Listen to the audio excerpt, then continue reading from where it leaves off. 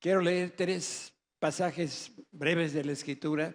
Mateo 6:33 dice: busquen el reino de Dios por encima de todo lo demás y lleven una vida justa y Él les dará todo lo que necesiten.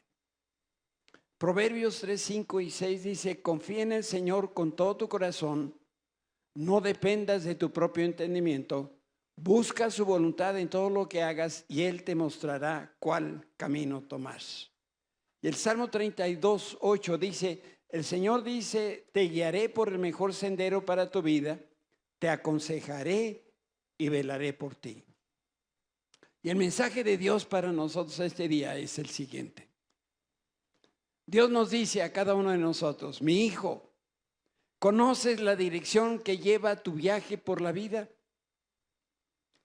Imagina 2 trenes. Durante mucho tiempo viaja uno al lado del otro. Se detienen en las mismas estaciones donde la gente baja y sube. Parece que los 2 trenes van en la misma dirección. Sin embargo, en algún momento uno de ellos dará vuelta a la derecha y otro vuelta a la izquierda. ¿A dónde se dirige el tren en donde tú vas sentado? ¿Estás a bordo del tren que conduce el Espíritu Santo? Porque este tren se va a detener en las estaciones para que tú recibas mi gozo, esperanza, paz, amor y una mayor intimidad conmigo. ¿O estás sentado en el tren que es guiado por los caminos del mundo? Este tren también se detiene con frecuencia, pero lo hace para que te deleites en tus propios placeres, sigas los deseos de tu voluntad y confíes en tu fuerza y en tu sabiduría. Mi hijo, aún no es demasiado tarde para cambiar de tren. ¿No conoces en qué tren viajas? Pues deja que mi Espíritu Santo te guíe en el nombre de Cristo Jesús. Amén y amén. Yo espero que hoy hayan traído consigo lo que tenemos de las cejas a la calva. O sea, hace que todos hayan traído el cerebro porque vamos a pensar esta mañana. ¿Está bien? Si alguien no tiene el cerebro, se va a perder. ¿Y yo? Digo, nomás pregunto. Yo llevo más de 50 años trabajando y esto me ha enseñado que para descansar, primero necesito estar cansado. ¿Qué pensamiento tan profundo tuve esta semana? Pero la persona que se la pasa en la hamaca, en el celular, no necesita descansar porque no es productivo. En otras palabras, podemos entrar al descanso del Señor solo cuando trabajamos con excelencia y perseverancia cada faceta del propósito que Dios trazó para ti y para mí. Hay 2 palabras, 2 pensamientos que estaremos considerando esta mañana: el descanso y la herencia. Pablo escribe a los romanos y les dice: así que como somos sus hijos, también somos sus herederos. De hecho, somos herederos con Cristo de la gloria de Dios, pero si vamos a participar de su gloria, también debemos participar de su sufrimiento. Muchos cristianos expresan frustración porque las promesas de Dios tardan en llegar. Pero si somos realmente honestos, a todos nos encantaría que la herencia del Señor la recibiéramos hoy mismo. Este texto que hemos leído afirma que somos coherederos con Cristo de la gloria de Dios.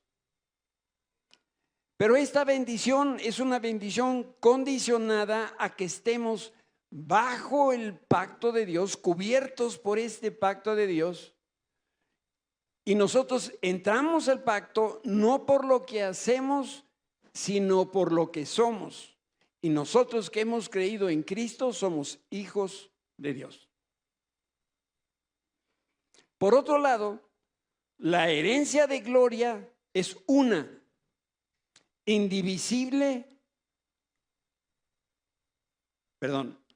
indivisible e infinita. Significa que no hay más herencia para ti y menos herencia para mí. Hay una.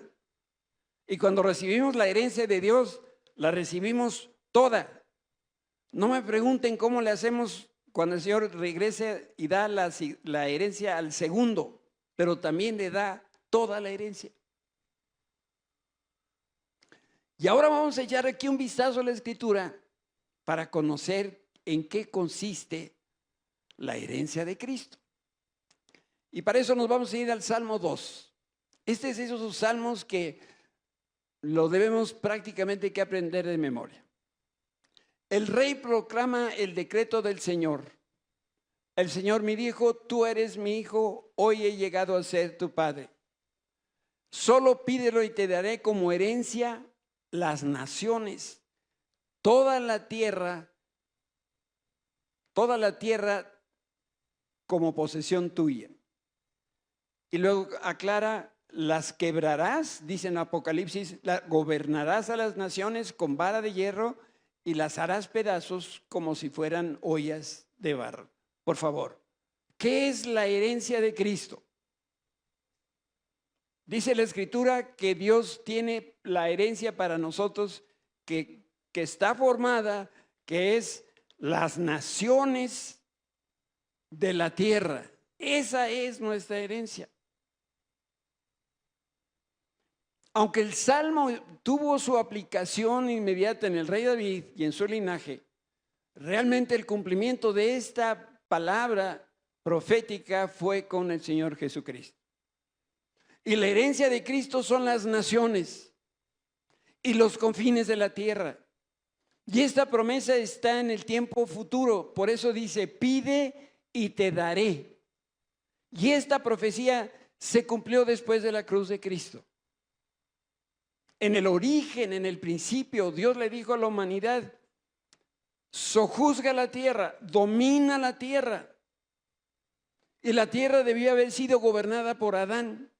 Pero cuando el hombre pecó, perdió esa autoridad que Dios le había dado y ahora Adán se la da a Satanás y junto con ello le da a Satanás los derechos de gobierno que el Señor nos había dado a nosotros. Tiempo después viene Jesús en una misión redentora y Él toma en sus manos la propiedad del dominio de la tierra que estaba en manos de Satanás y se la entrega de nueva cuenta al hombre. ¿Me estás entendiendo? Dios le dio a Adán, Adán pecó, perdió la herencia, la soberanía, el dominio, el gobierno. Vino el Señor Jesucristo, murió en la cruz, retomó de Satanás esa herencia y ahora esa herencia pasa nuevamente a nosotros. Entonces, nos vamos a ir despacito. En la práctica, lo que obedecemos y a quién obedecemos, esa es nuestra autoridad. Cuando nosotros obedecemos a Dios, le damos a Él la autoridad sobre nuestra vida. Pero cuando obedecemos a Satanás y al pecado, entonces le estamos dando a Satanás y al pecado autoridad sobre nuestra propia vida. Por eso el principio aquí es bien importante de entender. Obedecemos y a eso que obedecemos le estamos dando autoridad. Entonces nos vamos despacito. ¿Está bien? Por aquello de que algunos todavía la mosca todavía no agarra como... Adán comió el fruto prohibido porque era agradable a la vista, porque esto era deseable, dice la Biblia. Y en consecuencia el hombre obedeció los deseos de la carne que provienen del polvo del suelo de donde Adán fue creado. ¿Está bien? Los deseos de la carne. ¿Qué deseaba Adán? Dice la Biblia que cuando vio el fruto, ¿qué ¿qué pasó? Lo deseaba, estaba apetitoso. Entonces obedeció a sus apetitos. Me voy de este lado porque ya me caí un gordo de este lado. Fíjense bien, ustedes sí están listos. Ok, están medio burros.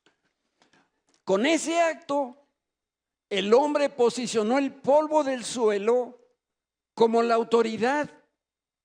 ¿No les parece absurdo?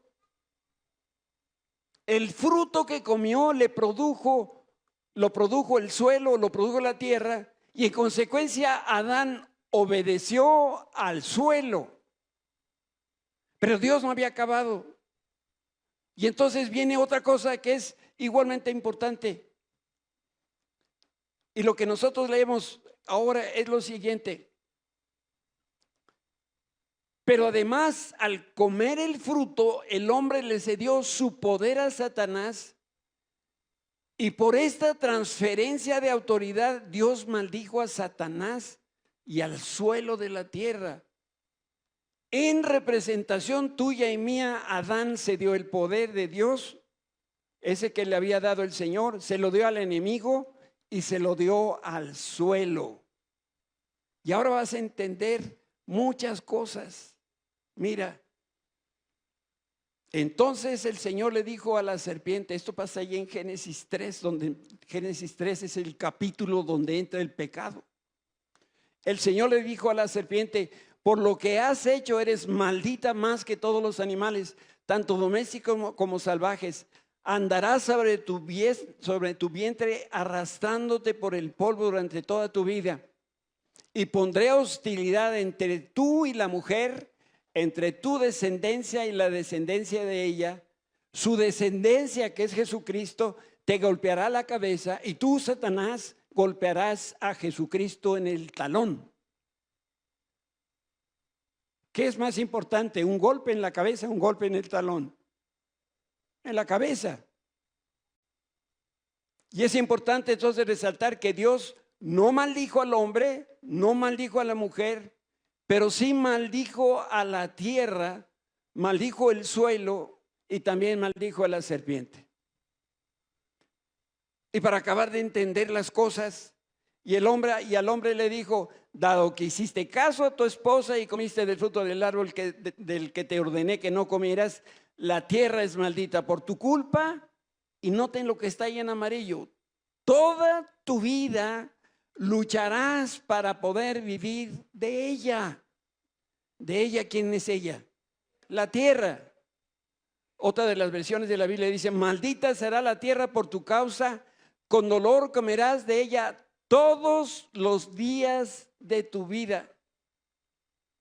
Cuando tú llegas de trabajar en la noche o en la tarde o no sé a qué horas regreses, ¿cómo llegas? Con la lengua de fuera, diciéndote a ti mismo, ya no quiero regresar, ¿verdad? Por eso algunos desprecian el trabajo. No, es espantoso. Claro que es espantoso, porque Dios maldijo el suelo, porque cuando hubo la oportunidad de obedecer a Dios, el hombre decidió obedecer al suelo.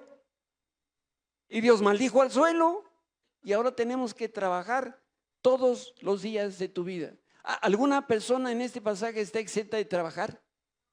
No. Por eso también la Biblia dice que si tú no trabajas, no comas.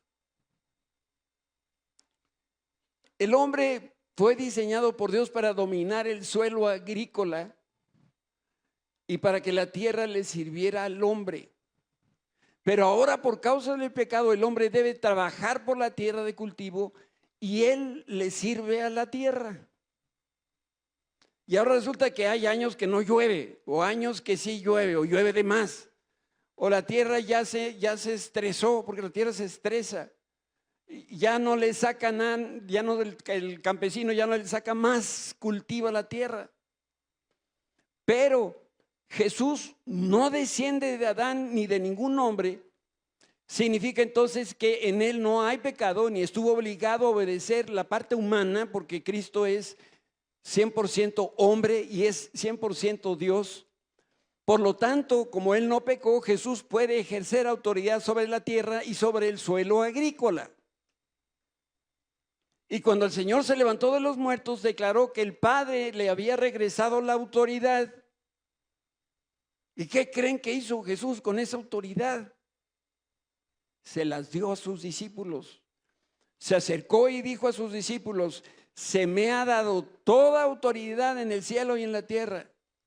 Por lo tanto, vayan y hagan discípulos de todas las naciones, bautizándolas en el nombre del Padre, del Hijo y del Espíritu Santo. Entonces, la autoridad nos es regresada. Dite a ti mismo: mí mismo tengo la autoridad de Dios. La autoridad es una, toditita la autoridad la tengo yo. Por lo tanto, yo decido a quién le voy a servir. ¿Le sirvo a la tierra o le sirvo a Dios? Por su muerte y resurrección, Jesús venció los poderes de la oscuridad. Hizo lo que Adán no pudo hacer. ¿Y qué fue lo que no pudo hacer? Que investido de la autoridad de Dios, Jesús tiene dominio y gobierno de la tierra.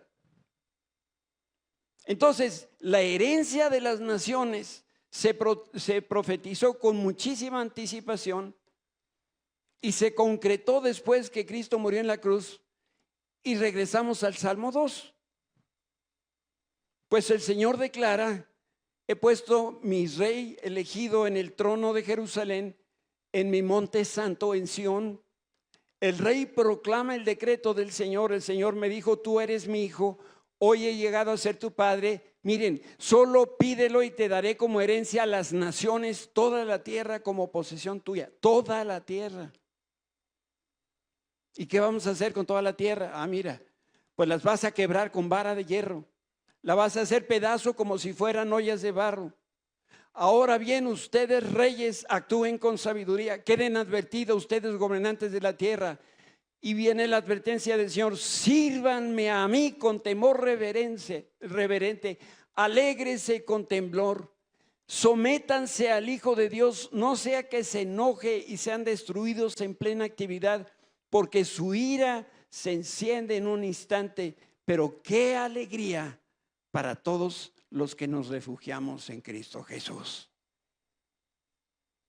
Tú llegaste aquí pobre y hoy vas a salir con una herencia enorme. Las naciones, ¿de quiénes son? Por eso el Señor dice: vayan y prediquen el evangelio a todas las naciones. ¿Por qué? Porque son suyas y ahora Él nos las da a nosotras. Esta herencia maravillosa está en ti, está en mí, gracias a ese sacrificio que hizo Cristo. Déjame destacar dos cosas. La herencia es un regalo, es gratuito, no lo ganamos ni lo recibimos por ser buenos. Pero hay un pero hay una condición para la herencia de gloria. Para que ésta se haga realidad en nuestro mundo físico, necesitamos habitar en la voluntad de Dios. No estoy diciendo en obedecer la voluntad. No estoy diciendo en que creas en la voluntad de Dios. Necesitamos habitar en la voluntad de Dios, en el hacer la voluntad de Dios. Y si te quieres apropiar de la gloria de Dios, entonces Dios promete que te va a dar tu parte si tú obedeces. Dos palabras aquí son claves: habitar en la voluntad y obedecer su palabra. No quiero ser grosero con ninguno de aquí, pero si tú no sabes lo que el Señor espera de ti, si tú no conoces lo que Dios ha dispuesto en su palabra para ti, compadre, comadre, escudriña las Escrituras. Cada uno de nosotros tiene esa responsabilidad. para poder conocer ese propósito de Dios para mi vida. Está ahí en la Escritura, pero tú la tienes que encontrar. Si no sabes, pregunta, pero no le preguntes al pastor, pregúntale a Dios.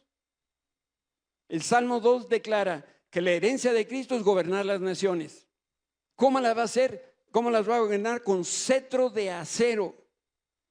Y nosotros que somos coherederos con Cristo, tenemos un llamado al gobierno, a estar por encima y no por debajo. Déjame decirte algo, este no es momento para que te salga la humildad telenovelera y digas, ¿cómo yo voy a estar codo a codo con Cristo? No, Dios te dio la autoridad, ejércela. No digas, yo no puedo gobernar. Aprende. Allí está la herencia. Ahora úsala, hazla propia. Viene a mi mente una historia verdadera.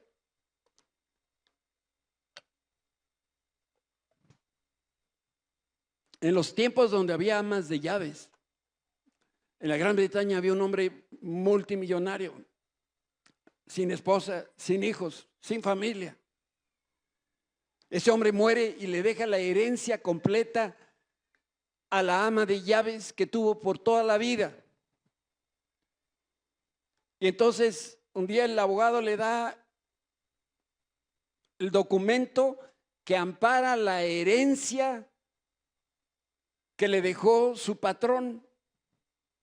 Y esta mujer que amaba a su patrón hizo un marco hermoso, pegó el documento ahí y lo puso en la pared de su casa, arriba de su cama.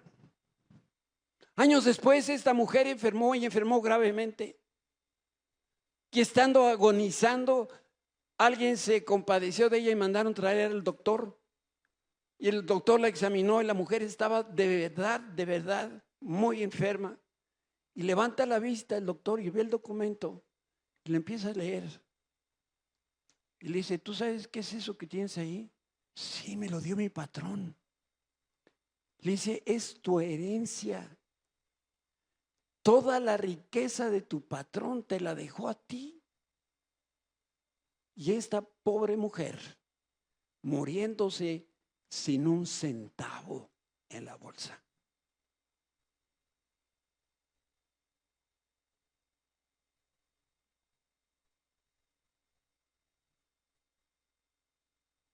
Esta es la historia que estamos intentando narrar.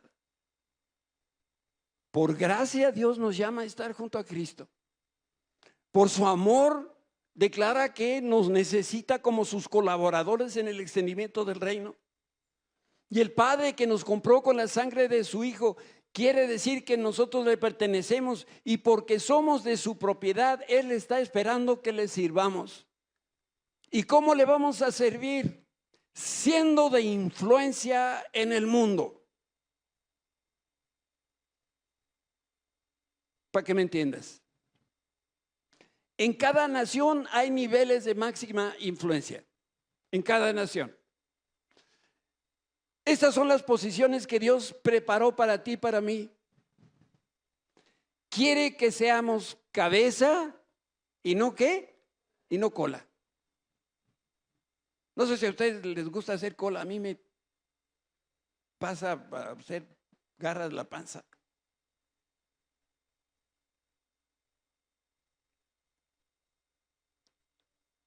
Hay lugares de eminencia y de superioridad que nos esperan en el gobierno, en los medios de comunicación, en la educación, en la economía, en el comercio, en las empresas públicas, en las empresas privadas. Un lugar de eminencia, una cabeza nos espera. Claro, cuando empezamos la chamba, todos empezamos de chalanes, de traidores, hasta que aprendemos el oficio. Esto de traidor no es nada feo, pero no sé si alguien fue traidor alguna vez. Tráeme esto, tráeme el otro, tráeme para acá, ¿no? Ahí empezamos, aprendimos el oficio. Pero No le eres útil a Dios si tú permaneces escondido allá tras bambalinas. No, es que soy humilde. No te quiere Dios así. Tú necesitas estar en el centro del escenario gobernando. Leímos en el Salmo 2 que Dios le dio a Cristo toda autoridad. Y el Padre nos dio a ti y a mí a ser coherederos con Cristo, pues para gobernar. Si no estás gobernando, no estás haciendo el propósito para el cual Dios te tiene aquí en la tierra. Por eso repito, si tú crees en Cristo, te tienes que apropiar de este Salmo 2, versículos de 7 al 8, donde dice: tú eres mi hijo. Ahí escribes tu nombre. Y Dios te dice: hoy he llegado a ser tu padre, pídeme lo que quieras y yo te voy a dar las naciones como herencia y toda la tierra como posesión. ¿Crees estas palabras? Es Dios hablando. En la traducción Reina Valera, el texto de Romanos que leímos al inicio dice así: el mismo Espíritu da testimonio en nuestro espíritu de que somos hijos de Dios. Y si hijos, también herederos. Herederos de Dios y coherederos con Cristo. Si es que juntos padecemos con Él, para que juntamente con Él seamos glorificados. Hay una palabra ahí que puse yo en amarillo, que es la palabra sí. Sí, en estos lugares está puesto en el texto así porque es una condicionante. La herencia es un regalo sin condiciones. Pero ¿qué sucede si nosotros no cumplimos lo que el Señor nos ordena? No estamos habitando en su voluntad. Que esa herencia va a seguir siendo tuya, pero no la vas a poder disfrutar aquí en la tierra, como le pasó al hijo pródigo, que se despilfarró en unos cuantos días la herencia de su padre. Dios preparó un destino para ti, pero tú puedes escoger ignorarlo o rechazarlo o no vivirlo. El Señor tiene una bendición para ti, pero tú tienes que escoger si la vas a experimentar, si vas a disfrutar o no la vas a disfrutar. Esa ya es tu decisión.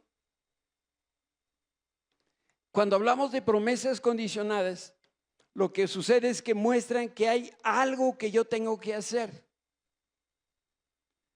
Si quiero disfrutar la herencia y la gloria de Dios, entonces tengo que aprender a compartir los sufrimientos de Cristo.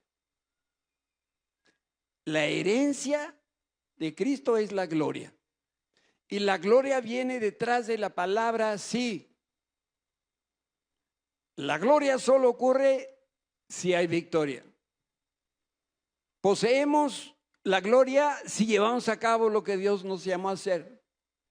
Recibiremos la gloria si cumplimos el propósito de Dios en nuestra vida y si realizamos nuestra asignación con los estándares de excelencia de Dios. Y entonces sí, las naciones son nuestras.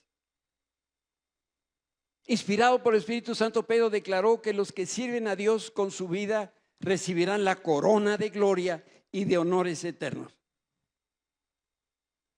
Importantísimo. No todos tenemos un llamado a ser pastores o misioneros,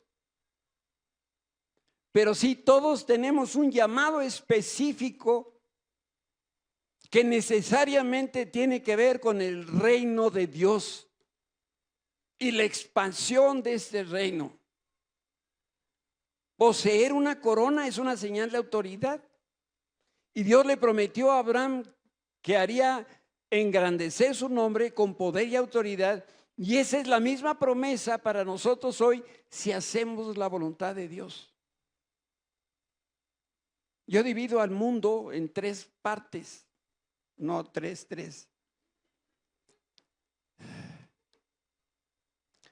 Están primero los que rehuyen la gloria porque se sienten indignos. Estos son los humildes de la telenovela que les platico. Son los de cara de pujido. No me lo merezco, pastor.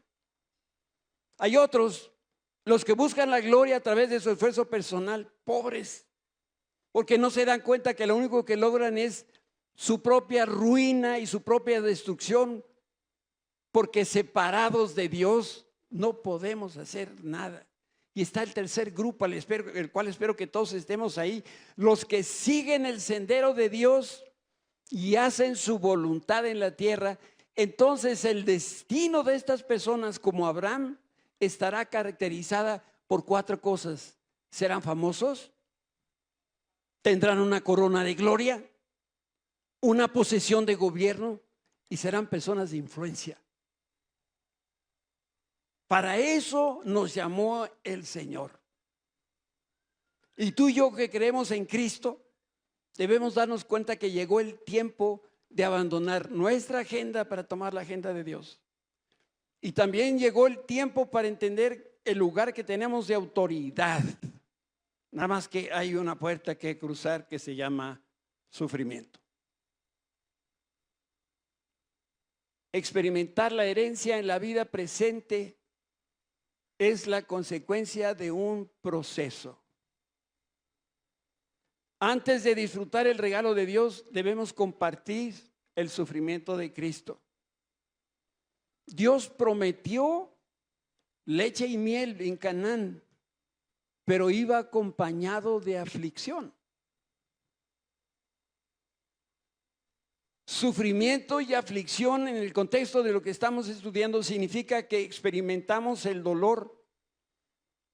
Es decir, sufrimos adversidades y persecuciones por causa de Cristo. Este sufrimiento, esta cruz, no es tu suegra, ni tu esposo, ni la falta de dinero, ni la salud deteriorada que tienes. Este sufrimiento es cuando tú estás viviendo el propósito de Dios y llegas en la noche con la lengua de fuera y dices, estoy cansado. Ese es el sufrimiento del que estamos aquí hablando. Yo me pregunto, ¿querrá Dios?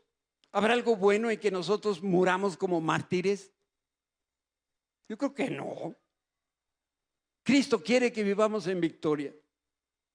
Pablo hablaba de la plenitud de Cristo para que nosotros viviésemos en esa plenitud. Pero es la leche y la miel que va acompañada de aflicción. Jesús ya hizo por nosotros la obra, por eso Él en la cruz dijo, ya terminé, consumado es, ya no hay nada que agregarle a este plan de salvación. Su misión fue cumplida, derrotó la muerte, el pecado, el mundo y Satanás. Y Dios no quiere que nosotros padezcamos necesidad. Tampoco Dios quiere que vivamos en pobreza. Dime, ¿qué de bueno puede tener vivir con carencias? ¿Tú le ves algún beneficio en vivir en escasez? El sufrimiento que el Espíritu refiere en Romanos 8 es el trabajo que provoca el dolor y el sudor del esfuerzo de llevar nuestra cruz.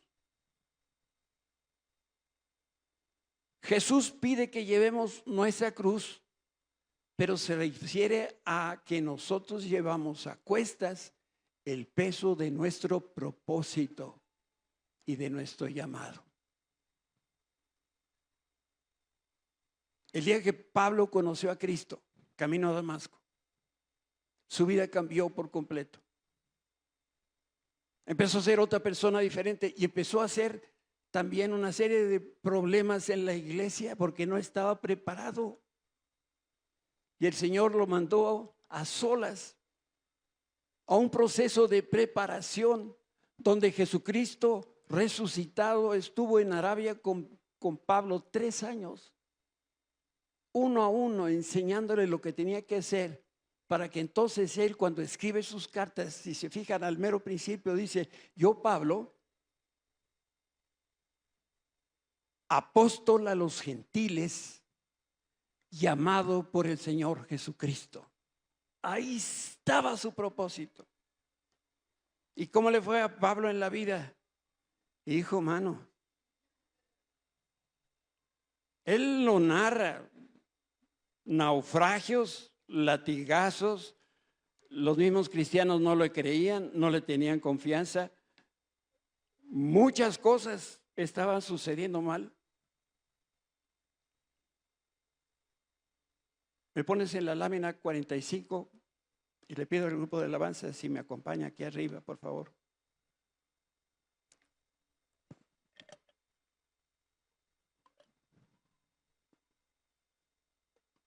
Jesús hizo en 3 años lo que muy probablemente ninguno de nosotros va a hacer en toda su vida. Jesucristo se mantuvo por encima de las circunstancias. A todas horas, Él ministró a los que tenían necesidad. Siempre trabajó en su misión hasta que la concluyó.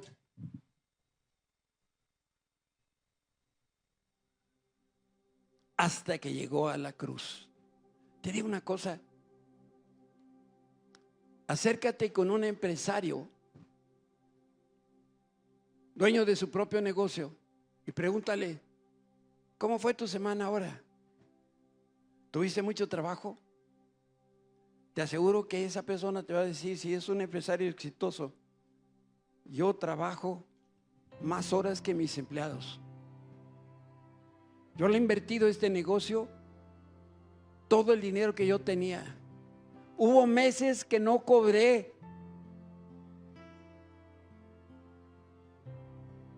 ¿Tú crees que sudé la gota gorda? Todos los días. ¿Y hoy dónde está ese empresario? Con sus pies en un taburete. Porque realizó su propósito y ahora está como cabeza.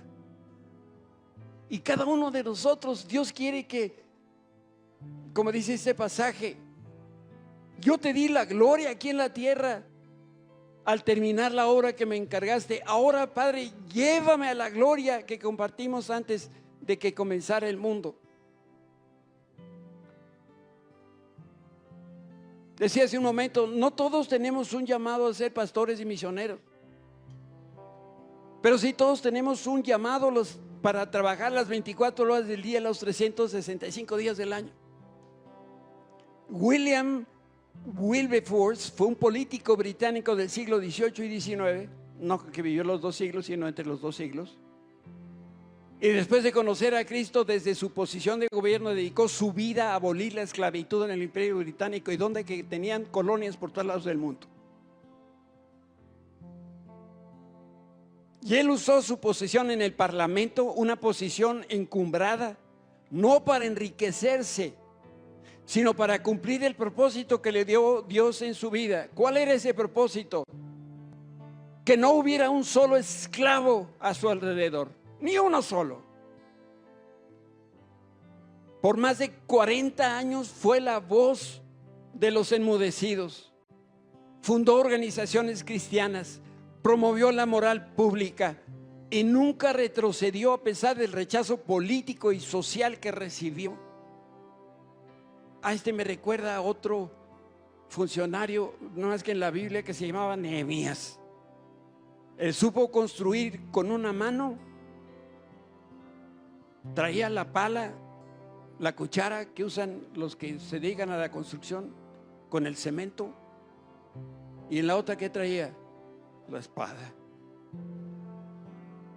Y cada familia estaba trabajando. Si yo vivo aquí, este es el tramo de muralla que a mí me toca. ¿En cuánto tiempo terminó la muralla? ¿Te acuerdas? 52 semanas. Decían que esta cosa era imposible. Venían y se reían de él. Le decían, si una zorra pasa arriba de la muralla se va a caer, burro. Bueno, no burro, pero ustedes me entienden. No les hizo caso. Y siguió, ¿qué? Trabajando.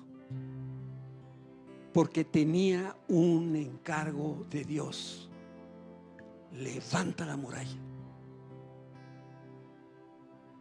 Yo no sé qué propósito Dios te ha dado, pero no tengo ninguna duda que todos tenemos un propósito.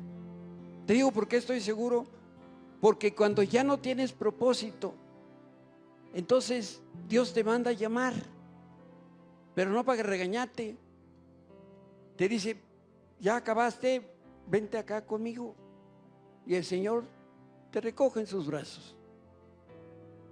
Nadie está aquí en la tierra para estar holgazaneando, así se dice. Estamos aquí en la tierra para trabajar en nuestro ministerio. De verdad me entristece ver personas que después de muchos años de conocer el Evangelio, al día de hoy no saben si van o vienen. Como esos dos trenes que te decía al principio, que corren en paralelo. Y de pronto uno toma la derecha y uno toma la izquierda. Y ya sabemos que a la izquierda es el camino feo. Y ni siquiera saben para dónde van. Si tú no conoces tu propósito, yo quiero orar hoy por ti. Pero necesito que seas valiente y te pongas de pie. Me digas, yo pastor, de verdad, no sé ni para dónde voy. Hay tiempo. Igual se te acaba pronto, pero hay tiempo. Hoy lo podemos hacer. Y hoy Dios te puede mostrar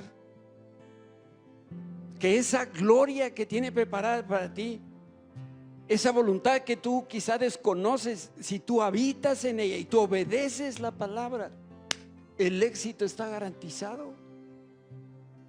Y entonces de las orejas, del cabello, no sé de dónde, Dios te va a levantar así, te va a poner en alto. Porque nosotros fuimos hechos para estar como cabeza y no como cola. Si tú no conoces tu propósito, ponte de pie. Déjame orar por ti.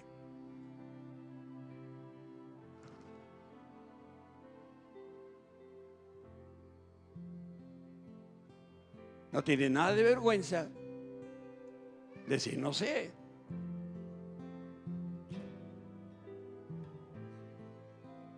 Padre, en esta hora clamamos a ti, Señor, desde el fondo del corazón, para que tú traigas claridad diáfana a la vida de estas personas aquí hoy de pie. Y tú les muestres, Señor, les hables al corazón y les digas claramente qué es lo que tú quieres que ellos hagan. ¿Qué es el ministerio en el cual ellos tienen que estar las 24 horas, 365 días en el año, trabajando? Señor, tú nos has llamado y nos has dado propósito. Ya no tenemos que estar bajo la obediencia de Satanás ni del suelo. Estamos por arriba de ellos gracias a la cruz de Cristo. Abre los corazones, las mentes, Señor. Habla al espíritu de cada uno de los que hoy está aquí de pie. En el nombre de Cristo Jesús. Amén. Quiero hacer otra oración. Tome su lugar. Quiero orar ahora por todos los que se sienten que están en la cola.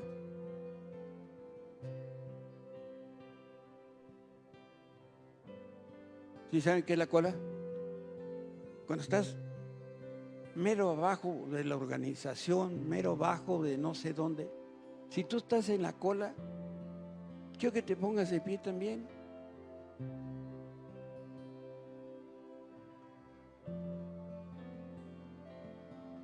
Gracias.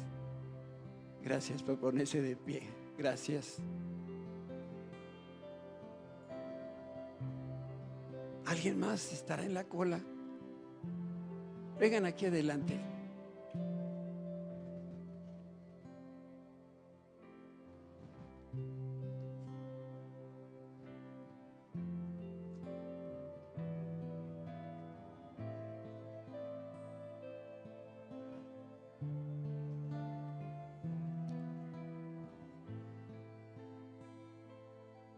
Quiero decirles desde el fondo de mi corazón que ese no es el lugar donde tiene que estar.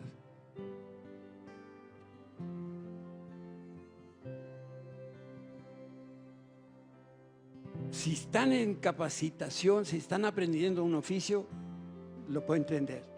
Pero si no, no le hacen ningún servicio a Dios. Dios los quiere poner en alto como cabeza. Y seguramente va a ser a través de un proceso donde hay dos cosas que tienen que hacer: habitar en la voluntad de Dios y obedecer la palabra de Dios. Y el Señor los va a tomar de donde están y los va a poner en un lugar de eminencia. Por las razones que ustedes no son capaces siquiera de imaginar, Dios los va a levantar y los va a poner en un sitio de honor. Quiero decirles que en una de las empresas donde trabajé, como muchos de mis compañeros, éramos empleados de los que estaban, pues si no muy abajo, pues abajito.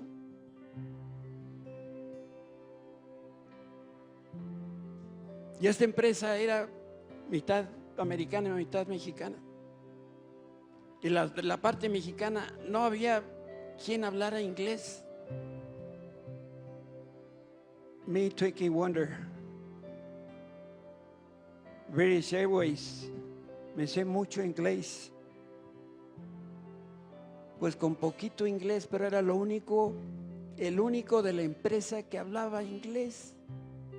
Y entonces fui tomado de ahí de abajo y me llevaron mero arriba con el dueño de los dueños para compartir con ellos y para trabajar a ese nivel. Yo no merecía ese lugar. Por escalafón yo no tenía la posibilidad de estar ahí, pero Dios de una manera milagrosa, porque no lo puedo decir de otra manera, me subió ahí. Y yo sé que si eso lo hizo conmigo, lo puede hacer contigo. Nada más que flojito y cooperando. ¿Está bien? Señor, tú conoces a tus hijos en esta hora y el momento que están viviendo tan incómodo. Pero tú hoy nos has recordado una vez más que nosotros no fuimos creados para estar en la cola.